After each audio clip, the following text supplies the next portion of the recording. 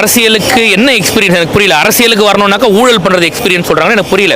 மக்களுக்கு நல்லது பண்ணுறதுக்கு ஒருத்தர் வராருனாக்கா 28 வருஷமாக அவர் ஃபீல்டில் இருந்திருக்காரு. மக்களுக்கு பல நலத்திட்டங்கள் பண்ணிட்டு இருக்காரு. அவர் மக்களுக்கு பல நலத்திட்டங்கள் அவர் பண்ணிட்டு இருக்காரு. அப்படி இருக்கும்போது அதுவே ஒரு பெரிய குவாலிட்டியாக நினைக்கிறேன் நான். மக்களை நல்லது செய்யறது தான் வரீங்க. அரசியல் அப்படின்றது பார்த்தீங்கன்னா ஒரு சர்வீஸ், ஒரு சேவை மனப்பான்மையோட வரக்கூடியது தானே தவிர அதுல சம்பாதிக்கிற இடம் அது கிடையாது. இன்னைக்கு என்ன பண்ணி வச்சிருக்காங்கன்னா ஊழல் பண்றது அரசியலாக மாற்றி வச்சிருக்காங்க.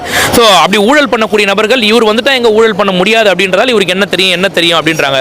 நாங்கள் என்ன சொல்றோம், நீங்க ரொம்ப டயர்ட் ஆயிட்டீங்க, நீங்க கொஞ்ச நாள் ரிட்டையர் ஆகி போய் உட்காருங்க, எப்படி பண்றோம்னு மட்டும் பாருங்க. நீங்க வேற ஒண்ணுமே கிடையாது.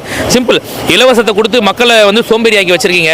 200 ரூபா காசு கொடுத்தா போதும், என் உயிரை கூட பணைய வைக்கிற அளவுக்கு ஒரு டெம்போல கூட்டிட்டு வரீங்க. மக்களை அடைச்சி ஆடு மாடு அடைக்கிற மாதிரி அடைச்சி உங்க கூட்டத்துக்கு கொண்டு வரீங்க. நீங்க அந்த டெம்போ கவிழ்ந்து நிறைய திமுக வந்த கூட்டத்துக்கு வந்தவங்க இறந்து போனதை நம்ம பார்த்துருக்கோம். அப்படி இருக்கும்போது திரும்ப இப்படி பண்றாங்கன்னா மக்கள் மேல என்ன அக்கறை இருக்கு உங்களுக்கு? யோசிச்சு பாருங்க. நீங்க அப்படி இருக்கும்போது இந்த மாதிரி ஒரு செயல்களை செய்யும் போது மக்கள் காசு வாங்கக்கூடாதுன்னு கிடையாது. அவனை வறுமை நிலையில வச்சிருக்கிற நீ அப்படி வச்சிருக்க இந்த அரசாங்கம் தலை குனியணும் உண்மையிலேயே. அதை விட்டுட்டு வர எல்லாரையுமே நான் கேள்வி கேட்பேன், வர விட மாட்டேன் அப்படின்றது சர்வாதிகார ஆட்சி உண்மையிலேயே.